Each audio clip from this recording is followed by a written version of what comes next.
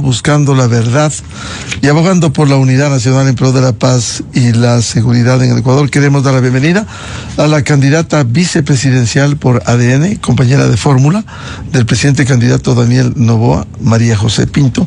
Lo invitamos para conocer cómo desde su punto de vista avanza la campaña electoral en medio de los recorridos permanentes diarios que hemos visto que realiza. ¿Qué dice la gente? ¿Qué aspira la gente cuando ha habido de alguna manera incertidumbre? Vivimos un conflicto armado interno, la situación de violencia, inseguridad, pero también la atención social que es fundamental. Muy buen día, María José. Buenos días, Miguel. Buenos días a todos los que nos están escuchando. ¿Qué quiere la gente? Quiere una transformación, Miguel. Quiere una transformación de ese negativismo a confiar de nuevo al vecino, a confiar de nuevo al amigo, a quien esté en su entorno, porque hemos dejado de confiar, Miguel. Y esa es una de las razones más importantes porque la gente quiere esa transformación. Tenemos que volver a confiar los unos en los otros. No importa esa división que tuvimos tanto tiempo entre los de la sierra y los de la costa, los mestizos, los indígenas, los del sector privado con los del sector público. Ya no más. Tenemos que volver a confiar para poder transformar ese Ecuador, y eso es lo que la gente está pidiendo, está buscando, y eso es lo que habla con nosotros cuando estamos en territorio. Y en las visitas, ¿qué pide la gente? ¿Qué dice la gente en medio de este proceso electoral? A ver, Miguel, depende mucho de dónde estés. Acuérdate que somos un país mágico. Somos un país pequeño pero muy diverso, y depende de la no solo depende de la provincia, sino hasta de la ciudad, porque cuando la provincia es un poco más rural o más urbana, depende mucho de eso.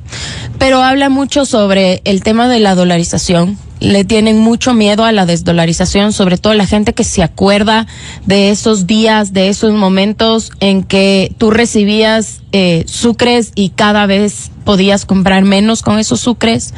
Habla del tema de seguridad. Quieren, sobre todo las madres, sobre todo las mamás, quieren que sus hijos vuelvan a salir y ellas sepan que van a estar bien, que van a regresar a casa, que no hay problema.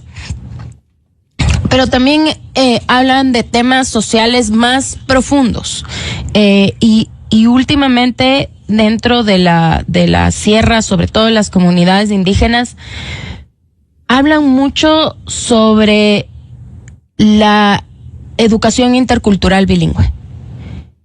Miguel, son 17 años que les fueron arrebatada la educación intercultural bilingüe a los pueblos y nacionalidades, y nosotros tenemos esa voluntad política de devolver.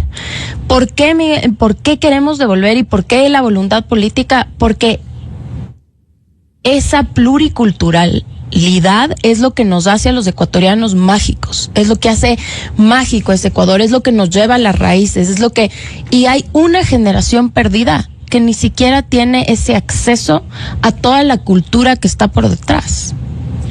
Cuando habla María José Pinto del tema de la dolarización, que es muy sensible, que la gran mayoría de ecuatorianos atesora, que le permitió durante 25 años tener certezas, quienes están en la clase media, acceder a un crédito hipotecario para su vivienda, cambiar de vehículo, es decir, en contraste con una moneda local, o sea, como se ha hablado incluso en esta campaña electoral, una moneda propia lo que hace es tener menos capacidad, más recursos, más monedas locales, pero menos capacidad de compra. ¿La gente está consciente de eso?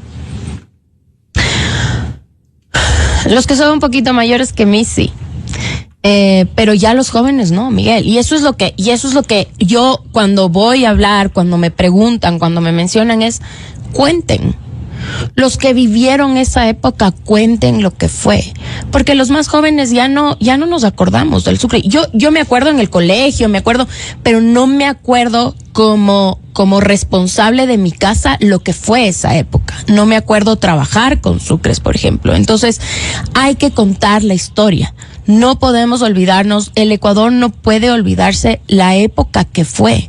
Entonces, a los mayores que me están escuchando, cuéntenles a sus nietos, cuéntenles a sus hijos, cuenten a su entorno, cuenten en sus empresas, en sus oficinas lo que fue, porque los jóvenes no nos acordamos lo que fue ese cambio que tuvimos, y el tener moneda local, tener sucres versus tener dólares, y saber que tu dólar siempre te va a comprar lo mismo, versus el sucre no, versus esas monedas paralelas no.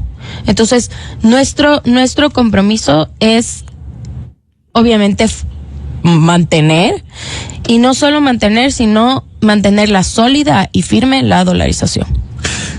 En el tema social, ¿cómo se ha venido atendiendo lo que fue en su momento un punto emblemático de trabajo, la desnutrición crónica infantil? ¿Cómo se ha avanzado en eso? A ver, Miguel, seguimos avanzando. La buena noticia que tengo, que me comentaron ayer, es que este año aumentamos el presupuesto de desnutrición crónica infantil, más que ya lo habíamos aumentado el año pasado. Entonces, seguimos hacia la lucha para erradicar la desnutrición crónica infantil en el Ecuador. Tenemos que enfocarnos en que los niños no son el futuro, sino son el presente, están aquí, tenemos que trabajar por ellos. Y si no lo hacemos hoy, no lo vamos a hacer nunca. Porque ese país que buscamos, con más empleo, más seguridad, más productividad, más igualdad, más justicia, no lo vamos a poder tener si seguimos perdiendo a 1 de cada 5 niños con desnutrición crónica infantil. Entonces, hay que seguir trabajando juntos, unidos, entre el sector privado, el público, los gobiernos autónomos descentralizados, la sociedad civil, las fundaciones, los organismos internacionales. Únicamente cuando estamos juntos y articulados, eso quiere decir trabajando los unos con los otros hacia esa misma meta y hacia ese mismo objetivo, logramos cifras importantes como las que logramos cuando yo estuve 10 meses en la Secretaría. ¿Cuántas provincias ha visitado o cuántas le falta visitar a María José? A ver, no me he puesto a contar. No he ido a Galápagos, por ejemplo. No he ido a 3 de la Amazonía, y aún no he llegado a Loja. Entonces, 5. Llegar a Loja. Sí. Es complicado, hay poco tiempo, estamos haciendo lo imposible por llegar a todas las provincias. Ahí estaremos, porque cada una de las provincias tiene importancia en cada uno de los proyectos que queremos hacer. ¿Y el centro del país, Cotopaxi, Tungurahua, Chimborazo, cómo le ha ido? Y ellos ya deben estar cansados de mí, no, mentira. Sí. Seguimos trabajando ahí. Ayer estuve en Cuenca. ¿Y cómo le fue? Anteayer, ya no sé ni qué día estoy, Miguel, perdón. Creo que estuve en Cotopaxi. La semana pasada estuve en Chimborazo. Muy bien, la gente, sobre todo, me he reunido con comunidades indígenas, saben que necesitan una transformación, tienen memoria. Las comunidades indígenas tienen memoria y quieren esa transformación, están con nosotros, y la promesa y el compromiso es seguir trabajando con ellos hacia las políticas públicas. Porque, Miguel, ¿qué es lo que pasaba y qué es lo que pasaba anteriormente? Las políticas eran impuestas desde un escritorio en Quito con expertos que sabían lo que la gente quiere, y no es así. Las políticas tienen que nacer desde el territorio, con la gente, entendiendo lo que la gente le pasa en su casa, en su entorno, en su barrio, y así tenemos que seguir ejecutando las políticas públicas. Y te cuento por qué digo seguir, porque una de las cosas que nos llevó a tener buenas cifras dentro de la Secretaría es justamente visitar a las jóvenes, visitar a las madres, visitar a los niños, y desde ahí resolver los problemas que ellos tenían. Uno de los ejemplos es, visité la Tacunga, era una madre adolescente que ya no estaba yendo al colegio, y cuando yo me fui siempre les preguntaba si es que yo te puedo, o si es que el presidente te puede resolver un problema, ¿qué quisieras? ¿Cuál sería tu tu sueño. Y ella me dijo volver al colegio. Ahí me di cuenta que dentro de la estrategia Ecuador Crece sin Desnutrición Infantil no había una priorización para estas niñas para volver al colegio dentro del Ministerio de Educación. Y gracias a ella hicimos un acuerdo con el ministerio y logramos que ya más de 6,000 niñas estén reincorporadas al sistema de educación.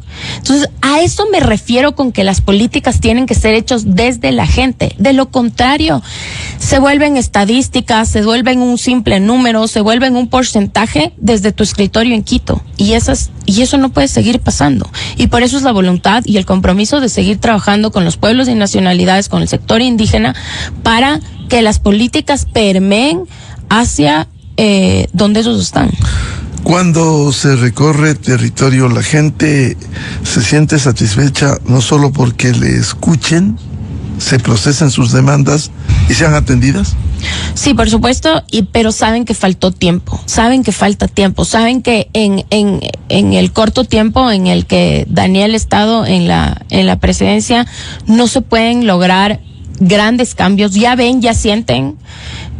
Sobre todo cuando yo hablo con las mamás, con los niños, en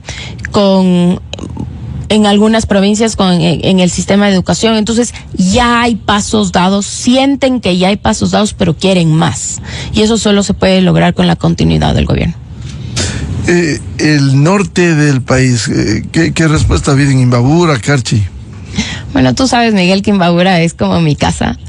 La verdad es que siempre me reciben con los brazos abiertos. Yo vengo trabajando igual, más de 10 años con el sector indígena del norte del país. Y concuerdan en que eso, que tiene que haber esa transformación, pero que la transformación tiene que ser juntos.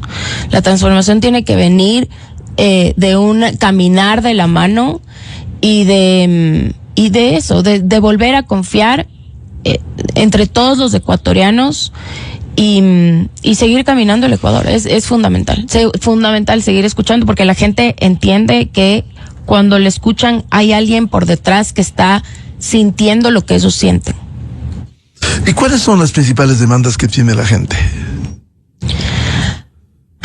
A ver, por ejemplo, en Sierra Centro es agua. El acceso a agua segura y el acceso a agua de riego es fundamental. Es uno de los ejes principales de trabajo. Bueno, lo que te conté de la educación intercultural bilingüe. De ahí tienes los jóvenes y gracias a los jóvenes es uno de los ejes de trabajo que voy a tener desde la vicepresidencia, que es la salud mental. Los jóvenes están ya dentro de esta cultura, se podría decir así, que lo que quieren es, y lo que entienden que la salud mental es fundamental para un desarrollo completo como persona. Y eso es lo que piden que el Ministerio de Salud, el Ministerio de Educación integren la salud mental dentro de su trabajo. Y eso es lo que vamos a hacer, de nuevo, trabajando en conjunto, trabajando hacia un bienestar articulado en conjunto en el sector social. ¿Y cuál es la dinámica que tiene María José Pinto cuando recorre territorio? La dinámica, bueno, he comido todo lo que he comido, nunca he comido tanto en mi vida. Me encanta la comida. Ayer descubrí que tengo una nueva comida favorita, es el rosero de Salcedo. Les invito a probar porque es delicioso. No es igual a que el rosero quiteño, soy de Quito, me encanta el rosero quiteño, pero el rosero de Salcedo estuvo espectacular. Entonces, como con la gente me siento, hablo. La dinámica no es una dinámica, Miguel, de meeting político. Claro, no hay tarima, no hay nada, sino recorrido, contacto directo. Así es, no hay tarima, no hay recorrido, no hay discursos grandes, rimbombantes, sino más bien es sentarse con la gente y escuchar. Porque finalmente eso es lo que nos sirve, el escuchar. Entonces ayer, por ejemplo, estuve en un grupo con mujeres. El día domingo también estuvimos con más de 300 líderes de Quito, escuchando y compartiendo un desayuno. Entonces, esa es la dinámica, porque de lo contrario te pierdes. De lo contrario, crees que todo el mundo que estás haciendo lo que todo el mundo quiere y te pierdes entre la gente, entre qué más necesita la gente, qué más quiere. Y te digo, el compromiso es hacer las políticas públicas desde la gente, desde el territorio, y es la única forma, sentarse a escuchar. Y al sentarse a escuchar, uno de los temas que fluye quizás tiene que ver con la violencia y la atención a la mujer. Cuando me siento en foros solo de mujeres, sí sale el tema. Cuando me siento en foros mixtos, no. Yo creo que todavía hay una, no sé si decir vergüenza, temor, hablar de ese tema en foros en conjunto. Pero cuando hablo del tema con mujeres, sí sale. Pero ayer salió más. Ayer salieron, y me gustó, porque salieron mucho más temas económicos, de emprendimiento de la mujer en Cuenca, de emprendimiento de la mujer, de educación financiera para mujeres, de respaldo, obviamente estábamos en Cuenca, de respaldo al deporte en las mujeres. Entonces, ya te digo, salen diferentes cosas, depende del foro y depende del territorio. Entonces, en Cuenca salió muchísimo más temas económicos, de emprendimiento, de educación financiera hacia la mujer, más que violencia, seguridad, salud. Fue muy interesante. Por eso es interesante en cada uno de los territorios hablar con la gente y ver qué es lo que está pasando ahí. Y la gente, cuando habla de emprendimiento, ¿qué es la aspiración que tienen las mujeres? La aspiración es poder crecer, que el emprendimiento, poder dar trabajo, y me pareció súper interesante una chica diseñadora de modas,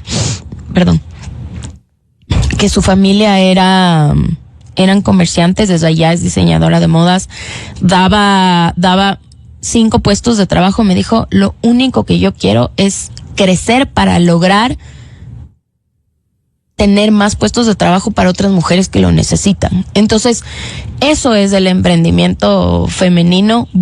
Las mujeres buscan dar más trabajo a otras mujeres, poder crecer, poder fortalecer su zona, poder fortalecer su barrio, y la sororidad ha salido mucho en estos recorridos.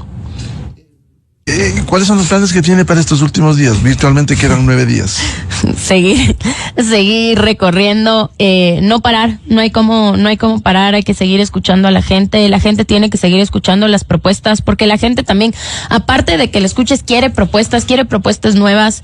Mis propuestas de la vicepresidencia son propuestas, Miguel, que no necesariamente dan réditos políticos. El trabajo en desnutrición crónica infantil se verá reflejado en el Ecuador después de 10, 15 años. El trabajo en embarazo adolescente, mucha gente no quiere hablar del tema, es una temática que duele, que está muy cercana a todos, pero que duele, que es difícil llegar a un acuerdo, pero hay que trabajar. De ahí el acceso a agua segura, las competencias son complicadas, que los municipios son los que tienen que hacer, que esto. Entonces, son temáticas que no necesariamente dan réditos políticos, pero hay que trabajarlas hoy. De lo contrario, no las vamos a tener nunca. Entonces, es eso. Efectivamente, el tema del agua, por ejemplo, tiene relación directa de los gobiernos autónomos descentralizados, pero en general en los servicios básicos la aspiración es a contar precisamente con esta atención desde el Estado. Se mira así. ¿Qué dice la gente? A ver, la gente no le importa de dónde venga, con qué venga. Esa es la verdad. Pero que le atiendan, que venga, que la tenga, que si es agua no le importa si es la fundación la que le pone, el Estado, el gobierno autónomo descentralizado. El tema de las competencias, de a quién le compete, a la gente no le importa, no le interesa, con tener el servicio. Entonces, lo que hemos hecho es ver. Y lo que vamos a hacer es, desde el Estado, desde la vicepresidencia, cómo ayudar a los gobiernos autónomos descentralizados más chiquitos. Somos 222 gobiernos autónomos descentralizados. Los grandes tienen gente, saben cómo hacer los proyectos, saben cómo presentar a los organismos internacionales, pero los más chiquitos no. Y eso es lo que vimos desde la Secretaría, y por eso es tan importante y tan interesante, porque todo el mundo me dice, pero tú no vas a poder hacer nada no, sí podemos hacer. Hay como trabajar en ordenanzas desde las diferentes ministerios, hay como trabajar en ayudar justamente en unir los organismos internacionales con los gobiernos autónomos descentralizados más chiquitos, en ayudarles en generar estos proyectos de agua, porque hay alcaldes responsables que sí quieren invertir en agua, solo que no saben cómo. Y es ahí donde podemos entrar a ayudar como Estado a unir el financiamiento con quien quiere invertir. No solo canalizando los recursos que son necesarios, sino también la planificación, saber por dónde arrancar, cómo emprender estos servicios básicos que requieren las comunidades. María José. No solo eso, sino ver en dónde priorizar. Porque siempre son los mismos municipios que tienen el financiamiento, los que saben cómo hacerlo. Entonces, también lo que hay que hacer es ver cómo priorizar, dónde priorizar los recursos. No somos un estado que tiene recursos, muchos recursos. Entonces, es saber dónde priorizar, dónde está la población más vulnerable, dónde está la población que necesita. A mí, cuando te doy uno de los ejemplos que me llegó al corazón, nosotros sabemos que la Amazonía, la Sierra Centro y las comunidades lejanas no tienen agua, pero una de los cantones que no tiene agua, que queda al lado de Guayaquil, es Durán. Entonces, se tiene que ver, recorrer, priorizar y trabajar en conjunto. De nuevo, de lo contrario no lo vamos a lograr. Pero ¿cómo entender, estando tan cerca del desarrollo, digamos, que haya habido negligencia, más allá de las autoridades puntuales que no lo hayan hecho, que hayan pasado años? El caso de Esmeraldas, para citar otro, que en donde hay el recurso hídrico, hay la tubería y no hay el servicio permanente. Entonces, ¿esto no es gestión también de los gobiernos locales? Sí, por supuesto, también es gestión de los gobiernos locales, pero te digo, Miguel, sí hay alcaldes responsables en cantones mucho más chiquitos que quieren trabajar hacia una mejora de la población.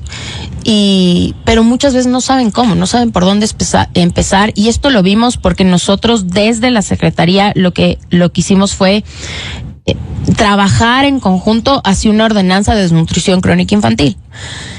¿Y por qué se nos ocurrió la ordenanza? Fue justamente porque el Estado no tiene todas las competencias. ¿Cómo hacemos que los gobiernos autónomos descentralizados prioricen una temática que el Estado está priorizando por medio de ordenanzas? Entonces ahí es cuando nos dimos cuenta que hay muchos alcaldes responsables que quieren el desarrollo de su población, que lo único que necesitan es un apoyo y entender cómo unirles a los organismos internacionales, o a la fundación que quiere ayudar, entonces hay cómo hacerlo, y ese es el compromiso, ponerse al frente, pero trabajar con el resto alrededor y con el resto de la mano para transformar este país. En la recta final de esta campaña electoral, ¿qué espera María José Pinto de la gente? ¿Que tomar conciencia, entender el momento que vive el país?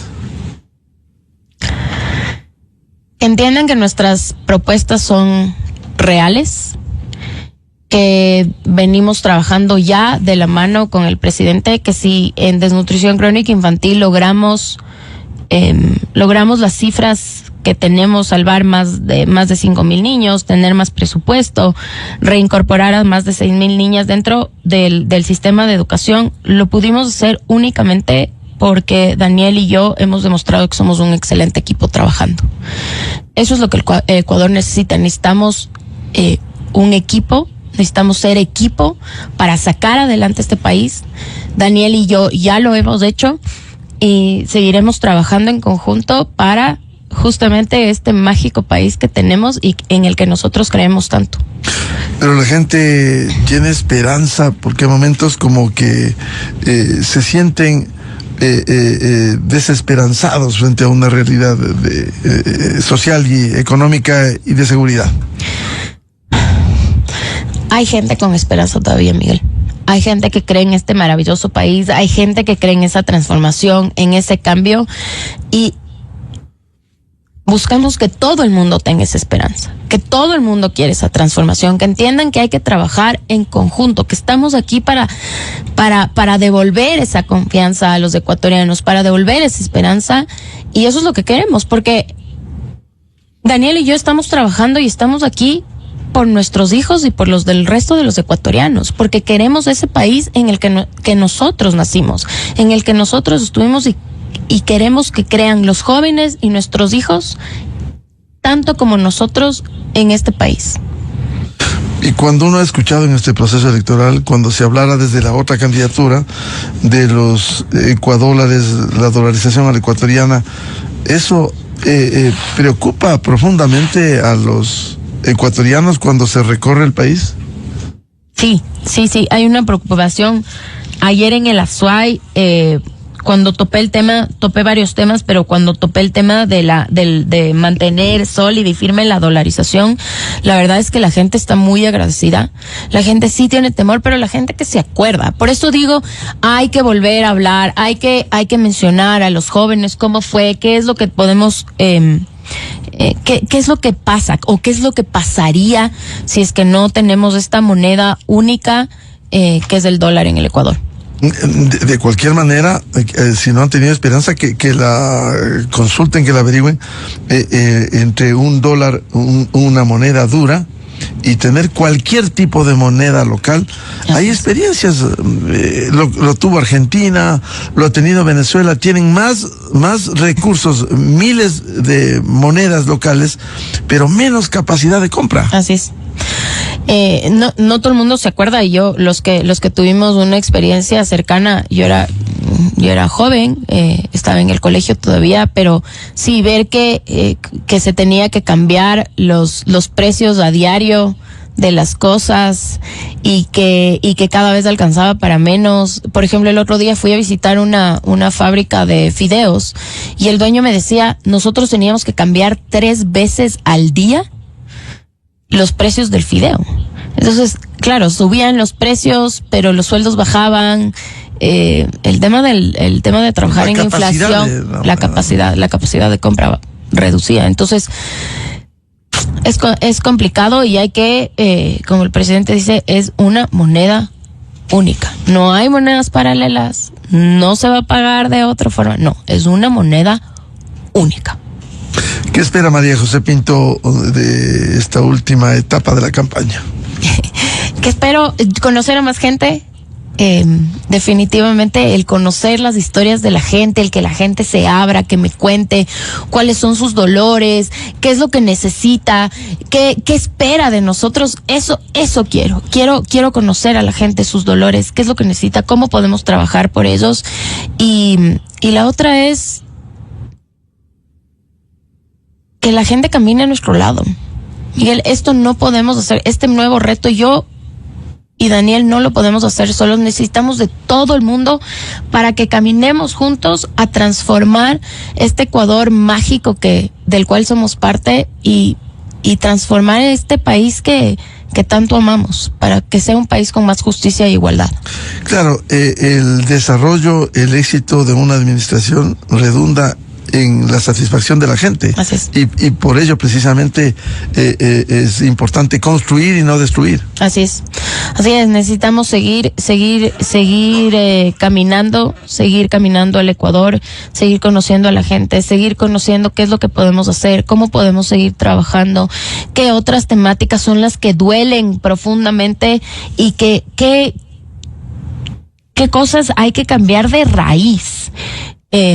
Para justamente que podamos transformar juntos y tener el Ecuador que nos merecemos. Bien, ¿y qué va a hacer hoy? Y esta semana, María José. Hoy creo que voy a estar en Quito.